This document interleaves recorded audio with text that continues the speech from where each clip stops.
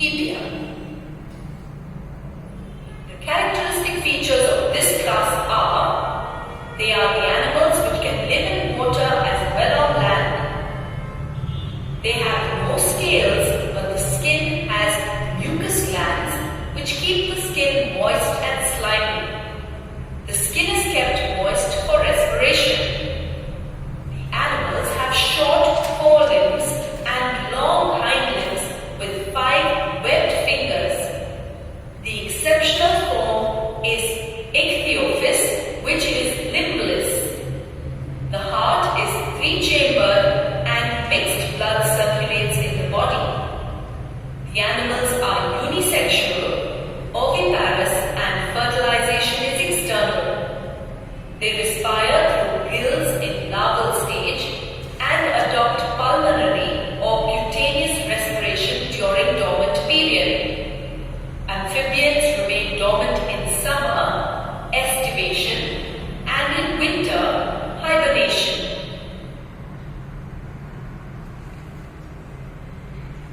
Reptilia. The characteristic features of class Reptilia are, these are cold-blooded, mostly terrestrial animals. They show crawling or creeping movements as they have weak short limbs or they are without limbs. The skin is dry, rough and scaly. The body is divisible into head, neck, abdomen and tail. They are unisexual, oviparous, having internal fertilization.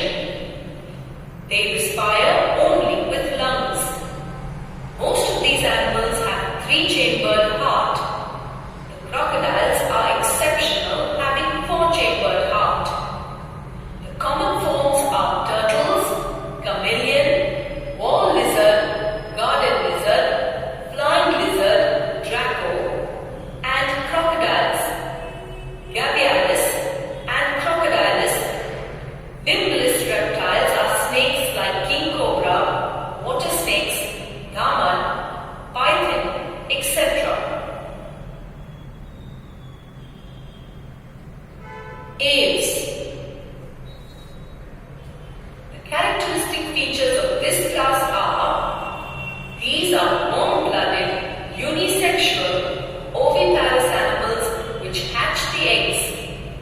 They are completely adapted to aerial mode of life. The forelimbs are modified into wings. The body is covered with feathers as exoskeleton. The body is streamlined, spindle-shaped and light due to hollow bones. Such a structure lowers the air resistance during flight. They breathe through lungs. The heart is 4-chambered. The external part of mouth is developed into a beak.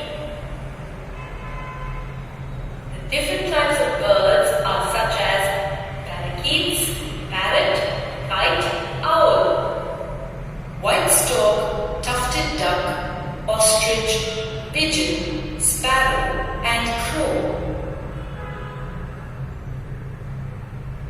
Mammalia.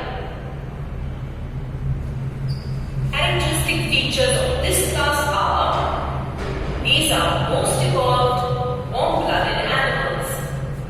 Mostly they are terrestrial. They have mammary glands to produce milk to nourish their young ones. The skin is covered with hair. Skin has sweat and oil glands. Animals are unisexual and viviparous. They give birth to their young ones. Only platypus and echna lay eggs. Animals like kangaroos give birth to poorly developed young ones. They breathe through lungs. The muscular diaphragm is present between the thoracic and abdominal cavities. Heart is 4-chambered. They have movable jaws with teeth. Eyes have movable eyelids. Ears have movable pinna. They produce sound with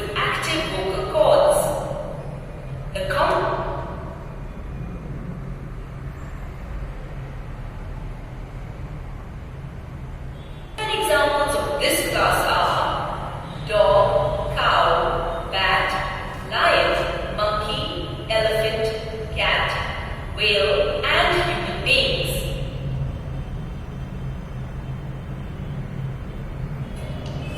Let's do a quick check.